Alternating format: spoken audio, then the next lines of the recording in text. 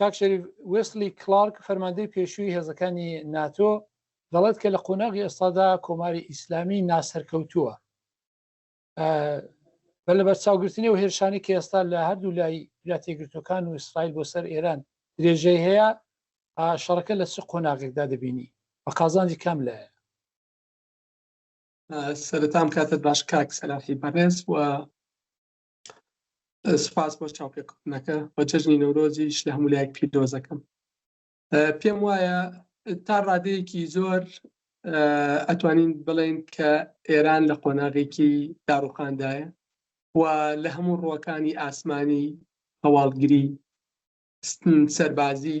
بە دەریایی تووشی شکستێکی کەمەشکێن بووە، بەڵام بێگومان بۆ وڵاتێکی وەکو ئێران کە جیۆپۆلیتیکێکی زۆر گرنگی هەیە و هەروەها بەپیتە بە نەوت و گاز، بۆیە وڵاتێکە زۆر دەوڵەمەندە و زۆریش بەرفراوانە لە ڕووی دانیشتوانەوە لەگەڵ ئەوەی ناسەرکەوتووە و شکستی هێناوە، بەڵام تایبەتمەندیە جیۆپۆلیتیکەکانی وڵاتی ئێران وای کردووە ئەگەر بێت و ئەم جەنگە لە هەر قۆناغێکا بوەستێت ڕژێمی ئێران ئەتوانێت بە جۆرێ لە جۆرەکان توانەکانی خۆی تا ئەندازەیەک بەدی بهێنێتەوە لەو ڕوانگەی کە سەختە لەم ڕۆژگارەدا کە گەمارۆ بخرێتە سەر نەوت و گازی ئێران ئەگەر بێت و ڕژێمە بمێنێتەوە، چونکە وڵاتانی ئەوروپا و چینە و یابانە هیندستانە زۆر وڵاتی دیکە پێویستیان بە سەرچاوە سروشتیەکانی ئێرانە. بۆیە بەڵێ لەگەڵ ئەوەی پێم وایە ڕژێمی ئێران سەرکەوتونە بووە تا ئێستا لە پاراستنی خۆیدا لە هیچ تەنانەت نەیتوانی وە سەرکردە هەرە باڵەکانیشی پارێزێت، بەڵام ئەگەر بێت و ڕژێمەکە نەڕوخێت ئەوە جارێکی کە ئەتوانێت ئەو توانانەی بە زیاتریشەوە بەدەست بێنێت. باشە، پرسیارەکەوەیە کە لە سەرەتاوە سەرۆک ترامپ دەڵێت کە مەبەستی ئەوەیە ئێران دەست لە بەرنامەی چیناوچی هەڵبگرێت، موشێکی باڵستیک ئەوانە. تو پێ دوایە پاش چەند ڕۆژکە بەسەر شەردا تێدەپەڕێ هەر لەسەر و هەڵوێستێ یا ڕاستیدا دایان هەوێ ڕژیم بگۆ؟ خۆی لە ڕاستیە من پێم وایە بۆ ئەوەی ئێران کارێک بکەیت کە بەرنامە ئەتۆمیەکانی کۆتایی پێبێ و موشەکە دووراوێژەکانی کۆتایی پێبێ بێ ڕژێمەکە بگۆڕی، چونکە هەتا ئەو ڕژێمە لەسەر کار بێ پەرە ئەداتەوە دیسانەوە بە بەرنامە ئەتۆمیەکانی بە موشەکە دوورهاوێژەکانی و هەتا خاوەنی موشکی دوورهاوێژیش بێ ئەبێتە هەڕەشەیەکی هەرە گەورە لەسەر ئیسرائیل، هەم لە ڕووی توانا و هەم لە ڕووی ئایدۆلۆژیشەوە، و هەروە ئەبێتە هەڕەشەیەکی گەورەش لەسەر هاوپەیمانەکانی ئەمریکا و بەرژەوەندەکانی ئەمریکا لە خۆرهەڵاتی ناوەڕاستیش. بۆیە ئەو قسە ئەتوانم بڵێم تەواوکەری یەکترە، هەتا ئەم ڕژێمەی ئێران لەسەر حکوم بێ پەرە ئەدا بە بەرنامە موشکیەکانی و تەنانەت ئەتۆمەکەشی لە کاتێکا کە ئەم ڕژێمە گۆڕا و لەسەر کار نەما، ئەو کات ئەتوانێت جیهان بە تایبەتی خۆرهەڵاتی ناوەڕاست بە تایبەتتر ئیسرائیل لەوە دڵنیا بنەوە کە بە جۆرە لە جۆرەکان لە کەشێکی سەیڤان، کەشێکی پارێزراودان، چونکە ئێران لە ڕێگەی پرۆکسیەکانی خۆیەوە بە تایبەت لە ساڵی 1982ەوە کە حیزبوڵڵا چالاکیەکانی دژی ئیسرائیل دەست پێکاوە بەرپرسی CIA لە لوبنان دەستگیرەکە و ئەشی کوژن دوای لە زیندانە لەگەڵ ئێرانە، لەو کاتەوە بوون لەگەڵ ئێران و پرۆکسیەکانی بوونەتە هەڕەشەیەکی گەورە لەسەر بەرژەوەندەکانی ئەمریکا و ئیسرائیل و بوونەتە هەڕەشەیەکی گەورە لە خۆرهەڵاتی ناوەڕاست، و ئەتوانم بڵێم لە دوای هەفتاونەوە بەهۆی کاریگەریەکانی ئێران و بەهۆی ئەوەی کە کۆمەلگای نێودەوڵەتی هیچ کاردانەوەیەکی نەبوو، ئێران ڕژێمی ئێران نەزمی وڵاتانی خۆرهەڵاتی ناوەڕاستی تێکاوە. ڕژێمی ئێران لە ڕێگەی پاڵپشتیکردنیانی گروپی چەکداری و میلیشیایی لە عێراق، لە سووریا، لە لوبنان، لە یەمەن، لە فەلەستین، لە زۆرینەی وڵاتان، تەنانەت ڕژێمی ئێران دەستی هەبووە لە هەندێک چالاکی دژی خەڵکانی سڤیل لە ئەرجەنتین، لە ڤەنزوێلا. بۆیە مانەوەی ئەم ڕژێمە نەزمی وڵاتانی خۆرهەڵاتی ناوەڕاست تێکەدا، یاساکە نێودەوڵەتەکان لە بەرچاو ناگرێ و لە ڕێگەی ئەو گروپە مافیایی و چەکدارانەوە بۆ نە لە عێراق سەیرکەن حەشدی شەعبی هیچ ڕێزێک لە یاساکانی نێودەوڵەتی ناگرێت، لە مافەکانی مرۆڤ ناگرێت، لە سیستەمەکانی عێراق ناگرێت، هەمان شت بۆ حیزبوڵڵا ڕاستە. یعنی ئەگەر تۆ ئێمە سەیریکەن حیزبوڵڵا لە 1972 تا ئێستا تەنانەت دەستی هەبووە لە کوشتنی ڕەفیق حەریری سەرۆکی پێشووی لوبنان، لەبەرەوە لە هەر وڵاتێکا بن میلیشیاکانی ئێران بە هاوکاری ڕاستەوخۆی ئێران دەستیان هەبووە لە تێکدانی نەزمی ئەو وڵاتانە. بۆ نمونە ئەگەر سەیرکەین، ئەگەر کەمێک دیقەت بکەین، هەمووی چەند ساڵێک لەمەوە بەر و ئێران دەستی خستە ناو سووریا و پشتیوانی لە بەشار ئەسەد کردووە لە ڕێی کیمیایی و لە ڕێگەی زۆر گروپی میلیشیاییەوە لەوە گلا کە ملیۆنان خەڵکی سیڤیلی سووریا ڕەشەکوژ بکرێت وەلا کۆی تا چالاکی هەبووە لە ساڵی 1992 لە باڵێزخانەی ئەبێ هەروە لە ساڵی 1993 شەوە دەستی هەبووە لە کوشتنی سەدان مارێنجی ئەمریکا لە لوبناندا و لە تێکدانی لەکردنە ئامانجی مەسیحەکانی لوبناندا. لەبەرەوە بە بۆچوونی من مانەوەی ڕژێمی ئێران لەبەر ئەوەی هیچ ڕێزێک لە یاسا نێودەوڵەتەکان ناگرێت لە بەرەوەی ئایدۆلۆژیایەکی توندوچیر و ئەکستریمیستی هەیە ئەوەی فەندەمێنتاڵی پێ ئەوترێ ئەوە هەڕەشەیەکی گەورەیە لەسەر وڵاتانی ناوچەکە لەسەر بەرژەوەندەکانی ئەمریکا و پێم وایە بۆ ئەوەی جیهان ئارام ببێتەوە دڵنیا بێتەوە لەوەی کە ئێران نابێتە خاوەن چەکی ئەتۆم و موشکی دوورمەودا تەنها چارەسەر گۆڕینی ئەم ڕژێمەی. باش هەر لەسەر قسەی ئێوە گەرمە بەستەوە بێ کە کۆماری ئیسلامی لابەرن ئیسرائیل تیشی خستۆتە سەر لابردن یا کوشتنی ئەو فەرماندانەی و یا کاربەدەستانی باڵای کۆماری ئیسلامی و لەلایەکی کەشەوە ئەمریکا بنکە ئاتۆمیەکە و بنکە لەشکەرەکان دەکوتێت کامیان کاریگەرترن بۆی کە کۆماری ئیسلامی نمێنێت؟ پێم وایە هەماهەنگێکی تەواو هەیە لە نێوان ئیسرائیل و ئەمریکا بۆ هەموو ئەو چالاکیانەی کە لە ناو ئێرانە ئەنجامی ئەدەن بە بڕوای من هەردووکیان یەکتر تەواوەکەن. ئێران چ موشکی دوورهاوێژی هەبێت بۆ ئیسرائیل هەڕەشەی سەرەکیە چ ئەتۆمیشی هەبێت هەم بۆ ئیسرائیل و جیهانیش هەڕەشەی سەرەکیە. بەڵام بێگومانم لەوەی کە تەنیا بە کردنە ئامانجی ناوەندە ئەتۆمیەکانی ئێران و تاقیگاکانی موشکی دوورهاوێژ ئێران ناتوان ئەم ڕژێمە بڕوخێ ئیلا ئەبێ ڕێگای تەکتیکی تری بۆ بەکاربێنێ ئیلا ئەمریکا ئەبێ هاوکاری گەلانی ئێرانی بکات لە عەرەبەکان لە کوردەکان لە بلوچ لە ئازەری هەروەها ئەمریکا ئەبێ هاوکاری ئۆپۆستێنی فارسی بکە و هەوڵبرایە گرتوویەک لە نێوان ئەمانە بێنێتەکایەوە و مافی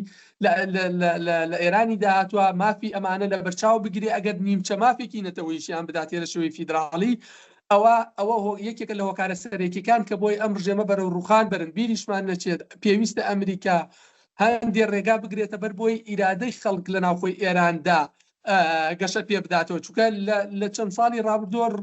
گەلانی ئێران ڕاپەڕیون شەهیدی زۆریان داوە لە مانگێک لەمە بەدەست دۆناڵد ترامپ خۆی وتی زیاتر لە 32,000 خەڵکی ڕاپەڕی و لەلایەن ئێرانەوە کوژراون و زیاد لە 100,000 لە زیندانەکاندان. ئەمەوە ئەکات خەڵکی ئێران کە لە دۆخێکی ناهەمواری ژیاندان و شارەکانیان بەسەر بازگە و بە میلیتەری کراوە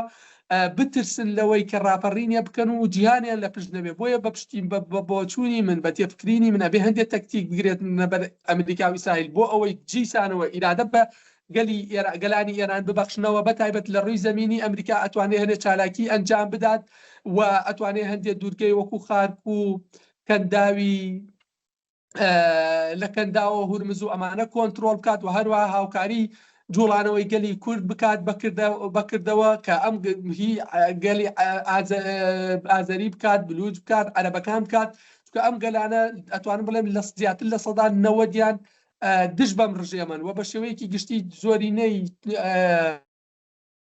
ڕاپرسیەکان سەرماندوویەتی کە لە نێوان 80 بۆ 85 خەڵکی هەموو ئێران دژی ڕژێمن هەندێکی کە لایەنگری خودی ڕژێمەکەش نەیسەلمێنێ زیاد لە